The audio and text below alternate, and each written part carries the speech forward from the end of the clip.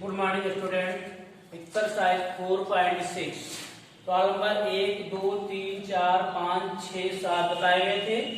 आप लोग लगाए होंगे, नहीं लगाए हैं तो ठीक। तो सवाल नंबर जो 7 था, हमने कहा था घर में ट्राई करना। लिखा था यदि द्विघात समीकरण C square minus A B bracket X square minus 2 under A bracket A square minus B C plus B square minus A C बराबर 0 के मूल बराबर हैं, तो सिद्ध कीजिए कि या तो या a बराबर 0 या a cube plus B cube plus C cube बराबर 3abc। तो सबसे पहले देखते हैं, उसमें मान निकालते हैं मानक द्विघात समीकरण से, इसके तुलना करते हैं। मानक द्विघात समीकरण, मानक द्विघात समीकरण कौन सी समीकरण होती है? a square plus B X plus C बराबर 0 से तुलना करने पर यहां पर लिख लेना a बराबर 0 ना होता है, बराबर 0 ना हो। तो a का मान अगर आप निकालोगे तो कितना आएगा? देखो कैपिटल ए ले लेते हैं, समीकरण भी कैपिटल ए लिख लो, क्या मजबूरी है, लेकिन इसमें ए बी सी पहले से दिया। ठीक, तो कैपिटल ए का मान आ जाएगा सी स्क्वायर माइनस ए बी, और बी का मान क्या आ जाएगा? 2a स्क्वायर माइनस बी सी। कोई दिक्कत? फिर c का मान देखो इतना होगा पूरा, c का मान कितना पूरा ये होगा, c का मान क्या आ जाएगा? b स्क्वायर माइनस ए सी। अब उसने कहा है मूल बराबर है, समीकरण के मूल क्या है? बराबर है। समीकरण के मूल बराबर होते हैं तो कंडीशन क्या होती है? मूल बराबर होते हैं तो d बराबर क्या होता है? 0। तो d बराबर क्या होता है? सूत्र पढ़ा है आपने, क्या पढ़ा है? b square minus 4ac, 4ac। ठीक भैया, d का मान क्या है? d का मान क्या है? माइनस है, माइनस लगा दिया। ठीक, तो d बराबर b स्क्वायर माइनस 4ac आपको पता होना चाहिए। ठीक, d का मान है कितना? d का मान है 0। अब b स्क्वायर का मान, b का मान माइनस 2, तो minus 2a square minus bc, याद रखना भैया। ठीक, और सभी का क्या किया जाएगा? होल स्क्वायर किया जाएगा, माइनस 4ac। तो 4a का मान कितना आया था? c square minus ab। कोई दिक्कत? और c का मान कितना था? b स्क्वायर माइनस ac, याद रखना भैया। ठीक, अब देखो इधर 0, अगर आप स्क्वायर करेंगे तो 2 का स्क्वायर क्या हो जाएगा? 4, माइनस का कितना? प्लस का ही हो जाएगा। ठीक, अब a स्क्वायर माइनस bc का होल स्क्वायर। ठीक, minus 4c square minus ab और b स्क्वायर माइनस ac। अब देखो कुछ 4 कट जाए तो बढ़िया रहा, 4 इधर है तो इधर ले आके देखो क्या हो जाएगा?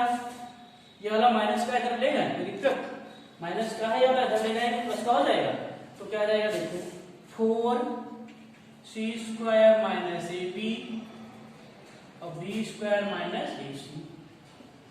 बराबर में क्या लिखा है? 4a square minus bc square है, क्या है? bc का स्क्वायर। अब देखो इधर 4 से 4 तो चला जाएगा, तो दिक्कत। अब देखो गुणा करो, क्या जाएगा? c स्क्वायर और b square, c square a तो क्या हो जाएगा? ac minus bc। देखिए रहना भी बढ़ाना गलत हो। फिर माइनस ab क्यूब, फिर माइनस माइनस प्लस, तो क्या हो जाएगा? a square bc। देखिए ना गलत ना हो कुछ, a स्क्वायर bc। अब इधर गुणा करो, बताओ इधर क्या कुछ छूटा नहीं? छूटा है, a स्क्वायर माइनस bc का होल स्क्वायर है। ठीक है यार, a माइनस b का होल स्क्वायर आपने पढ़ा है, a square plus b square minus 2ab। तो a का स्क्वायर और प्लस b का स्क्वायर और माइनस 2ab, 2 गुणे a स्क्वायर और गुणे bc। कोई दिक्कत? अब देखो c square b square minus ac cube minus AB³ plus A²BC। कोई दिक्कत?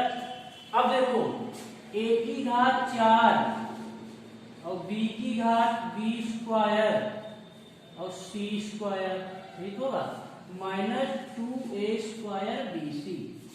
आपको देखे रहना है कि कुछ हमें लाना है। क्या लाना है? A³ plus B³ plus C³ बराबर 3ABC। तो कुछ लग रहा है, हमें मिल रहा है। देखो कुछ मिलेगा तो देखो मिल जाएगा तो ठीक है। तो आप क्या करें, C² B² माइनस AC³ और माइनस AB³ और प्लस A²BC। तो इसको क्या करें, 10 लेना है। देखो इधर A की घात 4 plus B² C² minus 2A²BC। ये वाला है इधर C² B² रहेगा माइनस वाला है C² B²। अरे क्या ये पाएंगे AC³ पक्षांतर किया जा रहा है प्लस AB³ और प्लस है तो यहाँ क्या रहेगा माइनस A²BC। अब देखो हम A को पहले लिखते हैं कुछ, A की घात 4 फिर AB³ फिर C³ वाला है कहीं पर AC³। क्यों लिख रहे हैं? क्योंकि हमें लग रहा है कि अगर A कॉमन ले ले इसमें तो कुछ लग रहा है कि A³ B³ C³ बन जाएगा। ठीक, अब देखो ये तुम्हारा लिख दिया हमने, ये भी और कौन निकाला, ये लिख डाला, ये लिख डाला। बचा कौन कौन? B² C² प्लस क्या बचा B² C²। ये माइनस का क्या हो जाएगा, ये जो है 2A²BC और माइनस A²BC तो क्या जाएगा माइनस 3A²BC बराबर में 0, बराबर में 0। देखो C² B² C² लिखा है पहले से, और A की घात 4 B² C² माइनस 2AB² और माइनस C²B² और प्लस AC³ और प्लस AB³ माइनस A²B²। तो B² C² और C²B² बात तो वही लिखी है, इसको हम नहीं लिख सकते क्या B² C², एक प्लस का माइनस का कट जाएगा। वही सोच रहे हैं कि ये कहां से फालतू आ गया। ठीक, और माइनस 3A²BC। अब देखो ये क्या बचेगा माइनस 3A²BC बराबर में 0। कुछ लग रहा है, आ रहा है। अगर आप इसमें कॉमन ले लें A की घात 4 प्लस AB³ प्लस AC³ बराबर 3A²BC। अगर इसमें A कॉमन ले लें, देखो कॉमन ले रहे हैं तो A बराबर तो A³ और plus A³ plus B³ plus C³ बराबर में 3A² और क्या BC, ये तो आ जाएगा। अगर आप A से A काट देंगे तो क्या आ जाएगा A³ plus B³ plus C³ minus का 3ABC बराबर में 0। आ रहा देखो, लाना क्या हमें है, लाना तो यही था A³ plus B³ plus C³ बराबर में 3ABC, यही लाना था भैया। आ गया, ध्यान देना। पहले देखो इतना तो आप करना जानते हो, आप यहां तक भी आ जाओगे। इसके बाद आपको हल करते देखे रहना है कि हमारे पास A की घात 4 आ गया है और AB³ भी आ रहा है C³ भी आ रहा है। जैसा करें कुछ कॉमन आमन देखो मिल रहा है तो ले लें। अगर ये A की घात 4 में A गायब हो जाए तो A³ हो जाएगा। तो हमने A कॉमन लिया तो A कॉमन लिया तो लास्ट में सूत्र बन गया A³ plus B³ plus C³ minus 3B से बराबर 0। कोई दिक्कत? अब दिक्कत नहीं होगी। तो यहाँ क्या आ गया A³ plus B³ plus C³ बराबर 3B से, यही सिद्ध करना था। ऐसे सवाल नंबर तुम्हारा 5 भी बहुत सरल है, लगाना जरूर। ठीक, अब एक्सरसाइज 4.7 में सवाल नंबर 1, 2, 3 हो गए थे। सवाल नंबर चौथा कह रहा है एक प्राकृतिक संख्या में जब 12 की वृद्धि की जाती है तो अपने व्युत्क्रम के 160 होने के बराबर हो जाती है, तो वह संख्या ज्ञात कीजिए। बहुत सरल सवाल है। सवाल नंबर 5वां, मैसूर और बेंगलोर के बीच, ये सवाल पीछे आ चुका है, हमने मान निकाल के बताया था। सवाल एक्सरसाइज 4.7 का सवाल नंबर आपका है चौथा। 3 तक बता दिए गए थे, समझ में ना आए तो पूछो जरूर, और ना पूछो तो कोई बात नहीं। ठीक, एक्सरसाइज 4.7 का सवाल नंबर चौथा। एक प्राकृतिक संख्या में जब 12 की वृद्धि की जाती है, वृद्धि का मतलब बढ़ोतरी, तो मान लीजिए आपके पास 5 रुपए है, 12 बढ़ जाए, ठीक, तो 12 साल 17 हो जाएंगे, तो वह अपने व्युत्क्रम, व्युत्क्रम का मतलब होता है उल्टा, जैसे मान लीजिए x है तो 1/x, ठीक, व्युत्क्रम के 160 गुने के बराबर हो जाती है तो संख्या ज्ञात कीजिए। माना वह प्राकृतिक संख्या, माना वह प्राकृतिक, माना वह प्राकृतिक संख्या, माना वह प्राकृतिक संख्या कितनी x, ठीक। अब देखो प्रश्न में जो कह रहा है, प्रश्नानुसार, प्रश्नानुसार, प्रश्नानुसार क्या है, संख्या में कितने की वृद्धि कर रहे हैं, 12 की, 12 की वृद्धि की जाती है, तो वह अपने के व्युत्क्रम, व्युत्क्रम बताओ, x का व्युत्क्रम कितना होगा, 1/x, उल्टा होता है, व्युत्क्रम के 160 गुने, 160 गुने के बराबर, यही तो कह रहा है। सवाल ध्यान से पढ़ो, बहुत बढ़िया सवाल है, 20 सवाल है, 20 में से कोई ना कोई एक सवाल आता जरूर है, वो भी 4 नंबर का। x + 12 160 बटे x, ये तो है। आप पैची वाले गुणा कर देंगे, लाइन छोड़ रहे हैं हम लिख के, लेकिन आप लोग लिखना, तो क्या आ जाएगा, गुणा करोगे x + 12 × x बराबर में 160, तो x² + 12x माइनस का 160 बराबर 0। और 160 के ऐसे फैक्टर करो कि गुणा करने पर कितना है, 160 आए, घटाने पर कितना है, 12 आए, तो आप फैक्टर कर सकते हैं, 20 × 160 होता है, ठीक। तो x² + 20 माइनस 160 बराबर 0, कोई दिक्कत।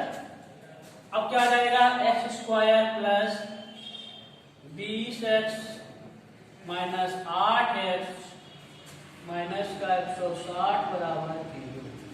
अब देखो इधर आप गुणा, आप इसमें क्या कॉमन मिलेगा, x + 20, इसमें क्या कॉमन मिलेगा, 8x + 20 × 160, तो x + 20 और x - 8 बराबर 0, तो x - 8 बराबर 0 और x बराबर 8, ठीक। x + 20 बराबर 0, तो x बराबर -20, यह मान हो जाएगा, ठीक। काहे मालूम है प्राकृतिक संख्या कौन होती है, अतः वह संख्या 8 है, अतः वह संख्या 8 है। समझ में आया। देखो क्वेश्चन जो तुम्हारे परिभाषा वाले, थ्योरी वाले होते हैं, उनको बार बार पढ़ो। क्या लिखा था, एक प्राकृतिक संख्या में जब 12 की वृद्धि की जाती है, तो 12 की वृद्धि की जाती है तो वह अपने व्युत्क्रम के 160 गुने के बराबर हो जाती है। तो आप देखो, मान लीजिए प्राकृतिक संख्या x है, अतः वह प्राकृतिक संख्या लिखना था, अतः वह प्राकृतिक संख्या, अतः वह प्राकृतिक संख्या 8 है। क्या लिखा है, अतः वह प्राकृतिक लिखा है, ठीक भैया, अतः वह प्राकृतिक संख्या 8 है। आप प्रश्नानुसार किया और गुणनखंड के, तो इसका मान कितना आ गया, ठीक। देखो क्या है, मैसूर और बेंगलोर के बीच 132 किलोमीटर यात्रा करने पर एक एक्सप्रेस रेलगाड़ी सवारी गाड़ी से 1 घंटा कम समय लेती है। मध्य के स्टेशनों पर ठहरने का समय में स्थान ध्यान न दिया जाए। यदि एक्सप्रेस रेलगाड़ी की औसत चाल सवारी गाड़ी की औसत चाल से 11 किलोमीटर अधिक है तो दोनों रेलगाड़ियों की चाल बताओ। आपको मालूम है एक्सप्रेस रेलगाड़ी की चाल उससे ज्यादा होती है, सवारी गाड़ी की चाल कम होती है। इसमें कह भी दिया है क्या, एक्सप्रेस रेलगाड़ी की औसत चाल सवारी गाड़ी की औसत चाल से 11 किलोमीटर प्रति घंटा अधिक है। तो क्या मानोगे, माना सवारी, माना सवारी गाड़ी की चाल, माना सवारी गाड़ी की औसत चाल, गाड़ी की औसत चाल कितनी है? x किलोमीटर प्रति घंटा। फिर तो एक्सप्रेस रेलगाड़ी की चाल क्या हो जाएगी? इसलिए एक्सप्रेस रेलगाड़ी की चाल, एक्सप्रेस रेलगाड़ी की चाल कितने किलोमीटर घंटा अधिक है? 11 किलोमीटर प्रति घंटा। एक्सप्रेस रेलगाड़ी की औसत चाल क्या जाएगी? x प्लस 11 किलोमीटर प्रति घंटा। ठीक। अब बताओ मैसूर और बंगलोर, मान लीजिए यहाँ मैसूर है, यहाँ बंगलोर है, ये भी स्थान है। अगर आप सवारी गाड़ी की चाल पे जाते हैं तो ज्यादा समय लगेगा और एक्सप्रेस में जाएंगे तो कम समय लगेगा, आपको पता है। मैसूर, यहाँ क्या है? बेंगलोर, जो कुछ हो बेंगलोर है तो हमें देखो मैसूर और बेंगलोर। ठीक। अब देखो दूरी कितनी है? 132 किलोमीटर। तो क्या लिखा जाएगा? आपको चाल, औसत चाल लिख लेना है। ठीक। आपको समय पता है तो क्या करोगे? 132 किलोमीटर, 132 किलोमीटर की दूरी सवारी गाड़ी से तय करने में, सवारी गाड़ी से तय करने में लगा समय। बताओ, समय बराबर आपने पढ़ा है दूरी बटे चाल, या चाल बराबर दूरी बटे समय, तो समय क्या हो जाएगा? दूरी बटे चाल। तो आपकी दूरी कितनी है? ने बताई है कितनी? 132 किलोमीटर। 132 और चाल आपकी सवारी गाड़ी कितनी है? x। तो कितना आ जाएगा? घंटा। 132 बटे x। अब देखो 132 किलोमीटर की दूरी एक्सप्रेस रेलगाड़ी से तय करने में लगा समय, दूरी बटे चाल। तो दूरी कितनी है? 132, चाल कितनी है? प्लस 11, यही तो है, घंटा। अब देखो प्रश्नानुसार आप जो इस पर थ्योरी जो लिखी है इसका विशेष ध्यान देना। 4 नंबर का रेलगाड़ी वाला सवाल आता जरूर है। रेलगाड़ी कोई ना कोई तो आएगा। यहाँ ज्यादा करना लिखना, दोनों शहरों के बीच की दूरी कितनी? 132 किलोमीटर। अब देखो 132 बटे x, ये क्या है? 132 x प्लस 11। अब देखो इसने क्या कहा है कि यदि एक्सप्रेस रेलगाड़ी, क्या लिखा? यात्रा करने में एक्सप्रेस रेलगाड़ी सवारी गाड़ी से 1 घंटा कम समय लेती है। तो बताओ समय कम किसको लगेगा? जिसकी चाल ज्यादा होगी उसे तो कम समय लगेगा। तो चाल ज्यादा किसकी? इसकी, 1 प्लस 11 की। तो आपको बताया गया था, यही सवाल पीछे पढ़ाया भी जा चुका है कि आप अगर इक्वेशन बराबर करते हैं जिसमें कहा जाए कम है तो उसमें कम नहीं करना है, उसमें जोड़ देना, उल्टा करना है। तो आप क्या करेंगे? इसमें कम कह रहा है भाई, चाल तो समय कम तो इसमें लगेगा, लेकिन क्या इसके बराबर करना हमें कोई चीज है तो क्या करेंगे? इसमें हम प्लस का 1 कर देंगे। ठीक। अगर आप कम करना है तो इधर उल्टा कर कम करो, -1। तो कितना आ जाएगा? 132 बटे x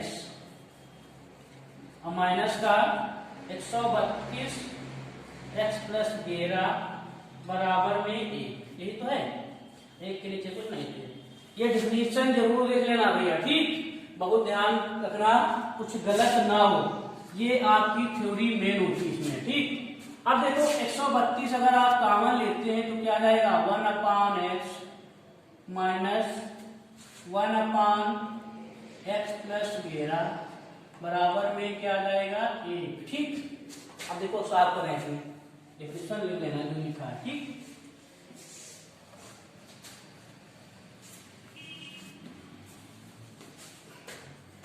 यहाँ क्या जाएगा? 132 आया, आपने एलसीएम लिया तो यहाँ क्या जाएगा? x प्लस 11 माइनस का x प्लस 11।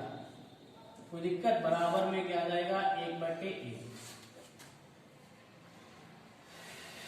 अब देखो x से कट जाएगा तो यहाँ घेरा लिखा है सही, 132 घेरा x स्क्वायर प्लस घेरा x, ठीक भैया, बराबर में क्या है 1/8।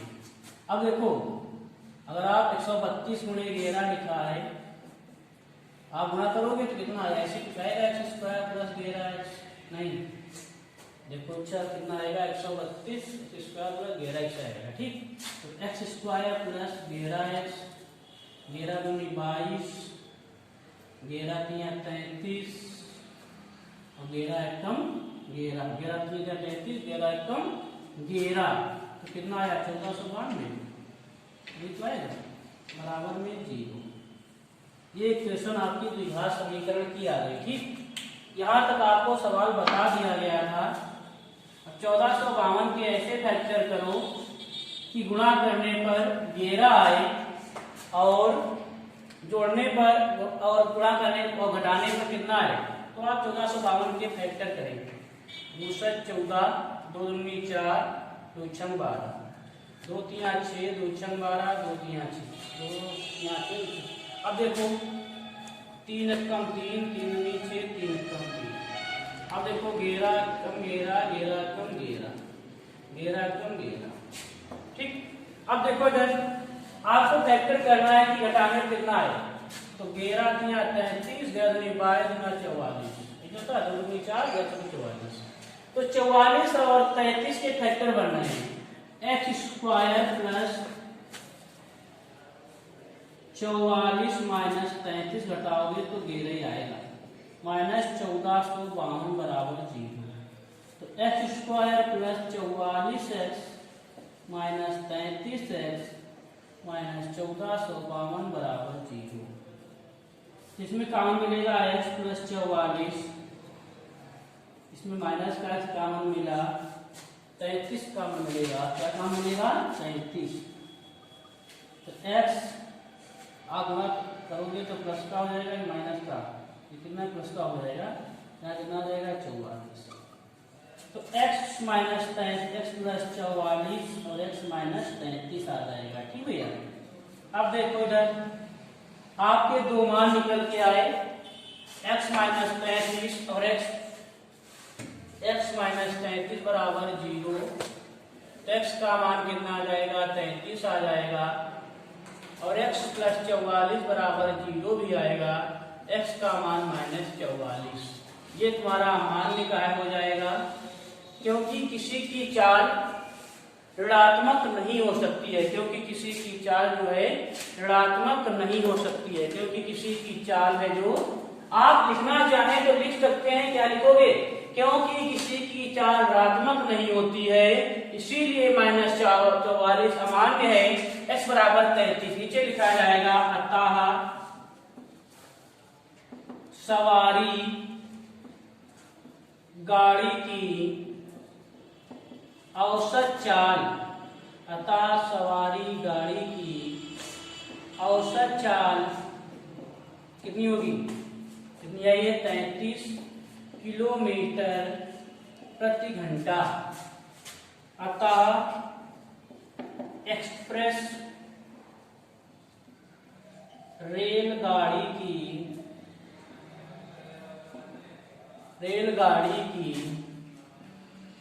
औसत चाल कितनी आएगी, बताओ भैया। x प्लस 11 मानी थी आपने, x का मान कितना आया है 33, तो 33 प्लस 11 बराबर 44 किलोमीटर प्रति घंटा। आप इसमें मात्रक का विशेष ध्यान रखना, अगर आपने मात्रक नहीं लिखा तो आधा नंबर चला जाएगा। देखो पूरा सवाल तो आप लगा लेते हैं, हमको पता है, ठीक, लेकिन आप यहाँ से कंफ्यूजन ना होना। जहां आया होगा 132/x और 132x प्लस 11। अब बताओ, आपको मालूम होना चाहिए कि जिसकी चाल ज्यादा होगी उसे कम समय लगेगा, जिसकी चाल कम है उससे समय ज्यादा लगेगा। तो आप यहीं से कंफ्यूज आ जाएंगे, बहुत लोग क्या 132 प्लस 11 माइनस कर देंगे। तो हमने बताया था, देखो इसमें उल्टा किया जाता है, जिसको कम समय, कितना समय कम लग रहा था 1 घंटा, अब यहाँ माइनस ना कर देना 1 घंटा कम समय। ये तो पहले से कम था, उसके बराबर में करना है, और कम कर दिया तुमने, इसके बराबर में करना है तो उल्टा कर दिया जाता है। इसमें अगर माइनस अगर कहे कि कम समय लग रहा है तो क्या करोगे, ज्यादा कर दोगे बराबर करने, उल्टा किया था तो 132 प्लस x किया गया। ये यहाँ पर विशेष ध्यान देना है, लाइन यहाँ पे गड़बड़ हो जाता है। ठीक, तो आपका सवाल पूरा हो गया। तो x का मान -44 अमान्य कहाँ हुआ, तो किसी की लंबाई चौड़ाई वाले सवाल होंगे वो भी ऋणात्मक मान अमान्य कर दिया जाता है। अब चाल तो ऋणात्मक नहीं हो सकती है, चाल ऋणात्मक क्या चलती नहीं चाल, x का मान क्या 33 आ गया। ठीक, तो सवाल नंबर 6 आपको तो लगाना चाहिए, लगाते नहीं हो। ठीक, कह रहा है एक रेलगाड़ी एक समान चाल से 360 किलोमीटर की दूरी तय करती है। यदि वह चाल 5 किलोमीटर प्रति घंटा अधिक होती तो उसी यात्रा में 1 घंटा कम समय लेती। रेलगाड़ी की चाल ज्ञात करो, रेलगाड़ी की चाल ज्ञात करो। माना रेलगाड़ी की चाल, रेलगाड़ी क्या है, माना रेलगाड़ी की चाल, चाल तुमको मालूम होना चाहिए किसमें होती है, किलोमीटर प्रति घंटा में। माना रेलगाड़ी की चाल x किलोमीटर प्रति घंटा। अब क्या कह रहा है, यदि चाल 5 किलोमीटर घंटा अधिक होती, यदि चाल 5 किलोमीटर प्रति घंटा अधिक होती तो रेलगाड़ी की बताओ चाल क्या हो जाएगी, तो रेलगाड़ी की चाल हो जाएगी x प्लस 5 किलोमीटर प्रति घंटा। ठीक, कोई दिक्कत। अब देखो इसके बाद क्या कह रहा है, कह रहा है कि दूरी कितनी है, एक समान चाल से 360, क्या लिखा जाएगा 360 किलोमीटर दूरी, 360 किलोमीटर की दूरी रेलगाड़ी द्वारा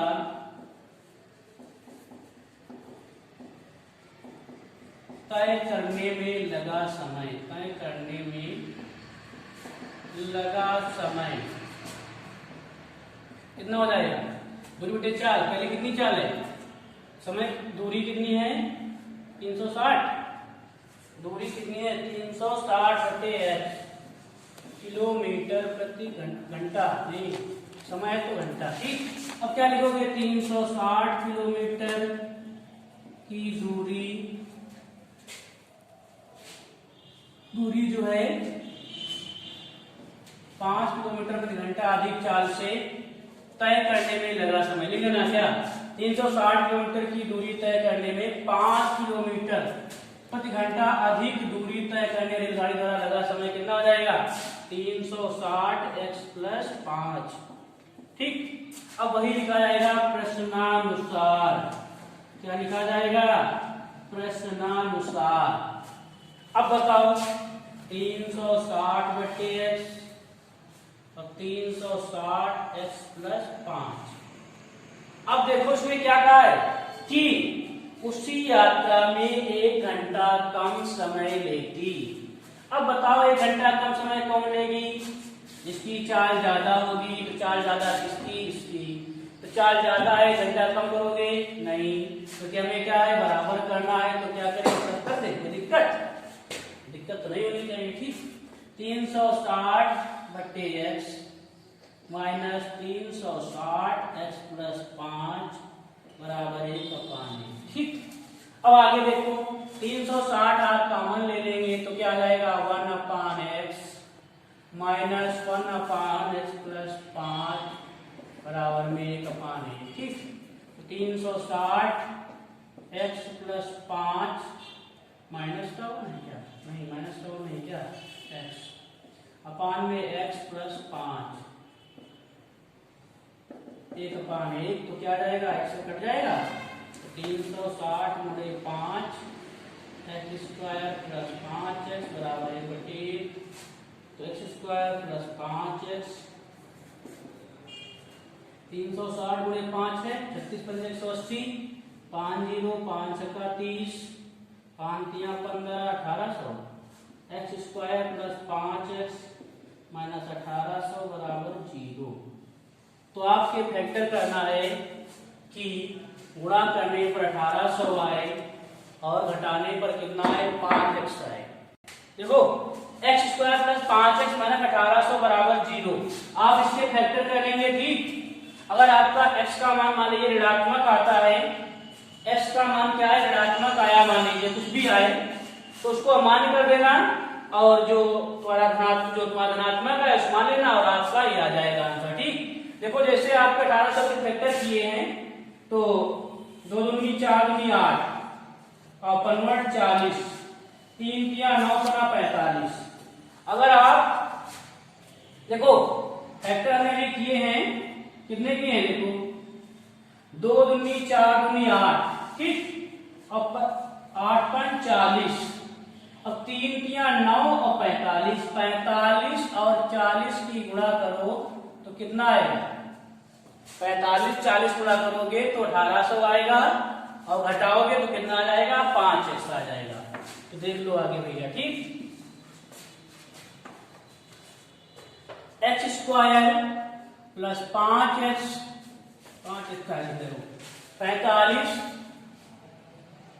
माइनस का कितना है 40 x माइनस 1800 बराबर 0।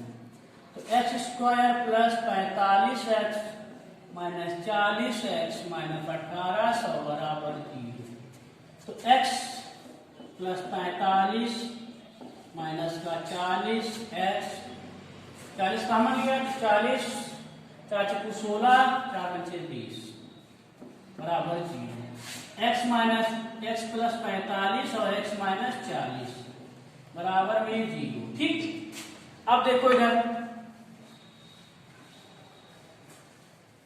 x बराबर x माइनस 40 बराबर 0 x माइनस 40 बराबर 0 x बराबर कितना आ जाएगा 40 x प्लस 45 बराबर 0 कितना आ जाएगा माइनस का 45।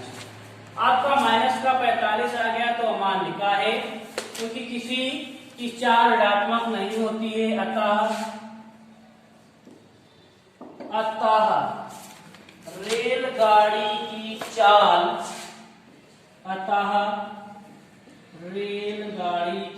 चाल जो आएगी कितनी आएगी 40 किलोमीटर प्रति घंटा ठीक। आप होमवर्क लिख लें एक्सरसाइज 4.6 का सवाल नंबर 5 6 7 लगाना है जरूर ठीक। ना लगे तो पूछना कमेंट में जरूर।